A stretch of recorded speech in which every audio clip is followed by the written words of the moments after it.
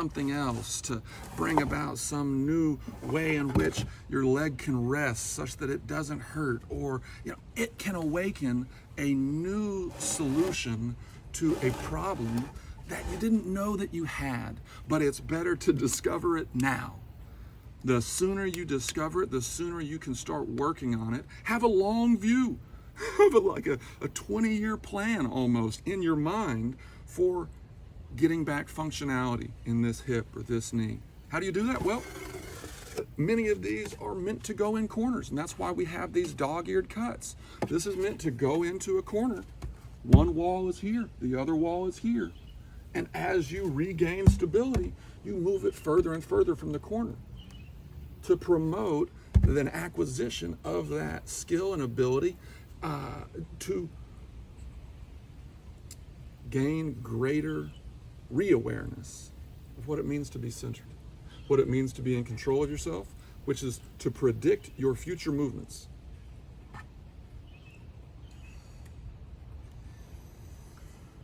Ooh. And so these micro contractions, these micro distances, these micro movements,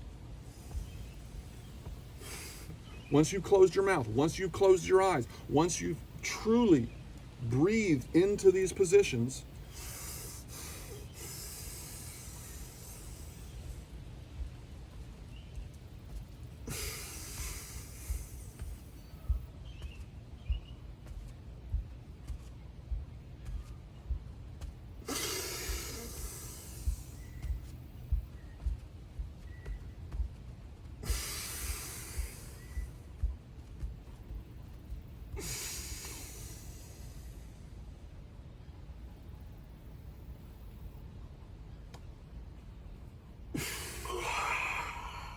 see, there's all these variations. One, you breathe through your nose. The next one, you exhale through an open mouth. The next one, you exhale through a shocked eyes, but a closed mouth. Next one, you do the same thing, but you do it as you're looking to the left. You make and you enforce these changes on your body by simply making a choice. Have I ever done this before? Maybe so, maybe not, but it feels kind of new. Do not be afraid to use your body in new ways. It's that plasticity. The brain has a plasticity, and the body also has a plasticity. If you can move, you can actualize that plasticity to make your vascular and arterial networks stronger. Which is to say, you've trained your central nervous system to be able to consciously create little baby waves, baby joscillations that stimulate the fluid to move. That's all it is. And this is one reason why people who appear to be light on their toes tend to live a little bit longer. Really good athletes, they're healthier. Why? Because their bodies have been trained through their actions to move fluids around. This is why there's the cult of the body beautiful. Because it's almost a subconscious realization that health looks fit. A fit body is a healthy body. Because it means that it's a moving body and it's a dynamic body, which is to say you are a combination of trillions and trillions of waves that have become locked. Maybe it's molecules, maybe it's electrons and protons and neutrons, but there's a wave relationship that requires force to break. If it's the right structure of your body, it releases energy. If it's not, your outer defenses are broken, and maybe your blood vessels are breached, and you bleed. And if it's a big enough tube, you can't stop that bleeding, you're gonna have problems, and you might lose so much blood that you can't resupply it to yourself. The other parts of your body just die off.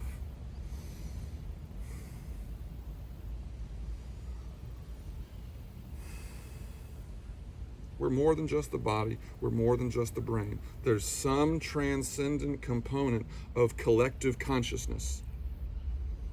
If you are aware of other human beings existing and impacting your experience by their mere existence, the people in China, the people in India, the people in Africa, the people in South America, the people in Europe, they are active and they're as alive as we are when we're asleep.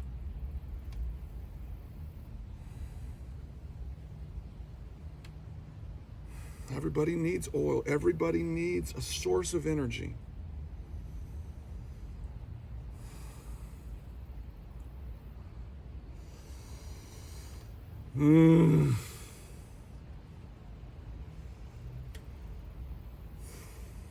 Be a light bulb. Find these filaments and let the electrons jump across these gaps. Make them long, make them wide. It changes everything. Every movement changes your unique electromagnetic field. In a subtle way, it does. We know that because we know we've studied the molecules in our bodies. We've studied the ashes. We've studied what is in us. Zinc is in us. Iron is in us. What makes them different? The numbers of protons and neutrons, and the numbers of the amount of electrical charge that one needs in order for that substance to become visible.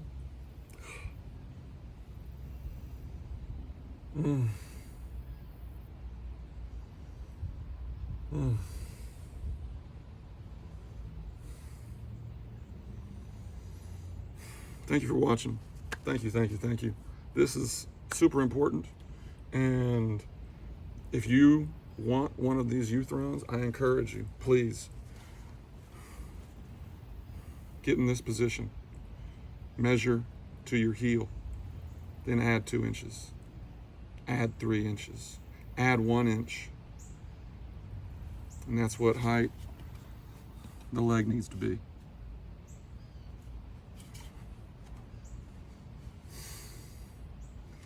If you want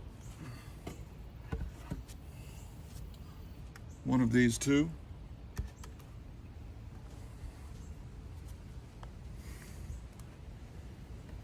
it's up to your shoulders when you're in a kneeling position.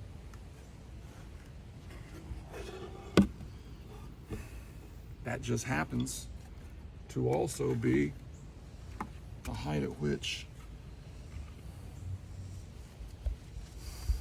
you're sitting with your hips above your knees. Everything that we do, whether we're in class or in a car or walking, sitting in some way, we're either moving forward or we're sitting with our knees level or above our hips. Or we're sitting in a relaxed position in which we're sitting like that. So in that sense, the spinal column is having its integrity assaulted by our negligence, by our ignorance of what it means to sit in a counteractive way. Sometimes you want to sit level. Sometimes you don't want to be in a position to activate this particular muscle group more easily and minimize the use of these muscles. You can do that with this because you can take the seat with you. You can lift up on the seat as you're descending. You can be fighting it up the entire time.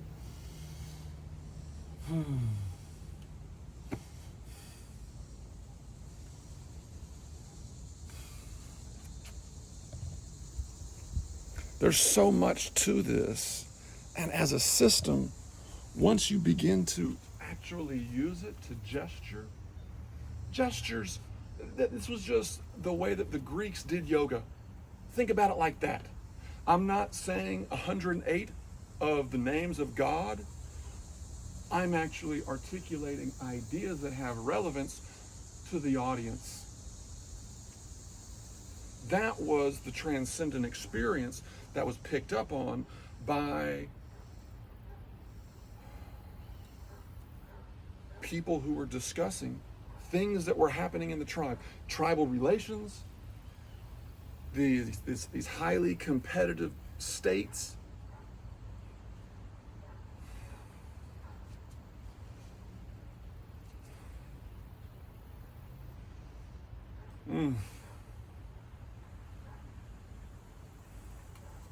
I wish that I could tell you something that would be so convincing and so compelling and so captivating that you make the change in a moment.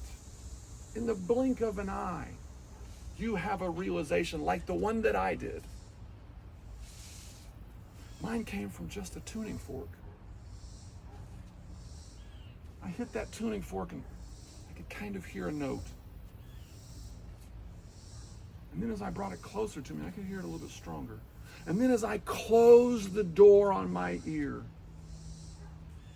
the tip of that tuning fork and its vibrations became the dominant part of my consciousness. With just that slight change, that awakened and that showed me the power of small distances and how it can be exponentially enhancing or exponentially de-hancing.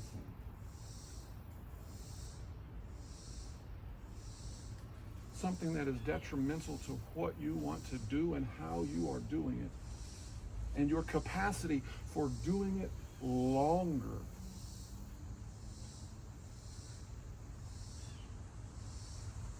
Endurance, perseverance. You must increase your stamina.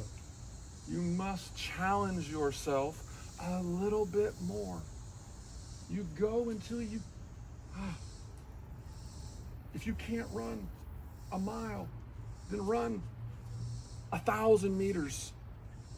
If you can't run 1,000 meters, then run 250. Run, do whatever you can do. Go backwards, go side to side, gallop, move your body in these distances that awaken you to what you're capable of now. Don't let that truth make you fearful for doing what you know you need to do to get incrementally better. Maybe you practice, maybe you don't put on a show. Maybe you don't make it public, this process of improvement. You say that you're getting better. You know that you're changing something about yourself.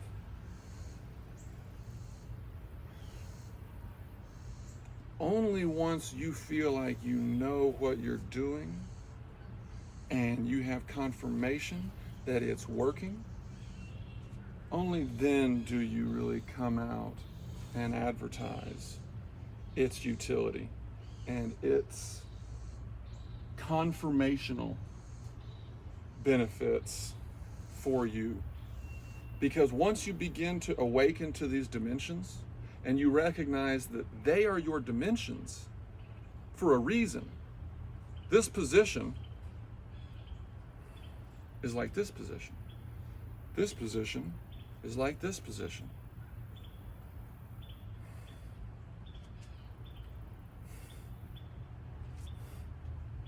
These are points of contact in which I'm not reaching.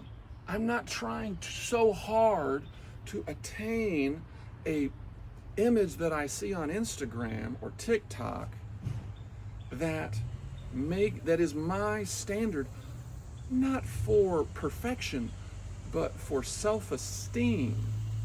If I don't confirm that I've achieved this level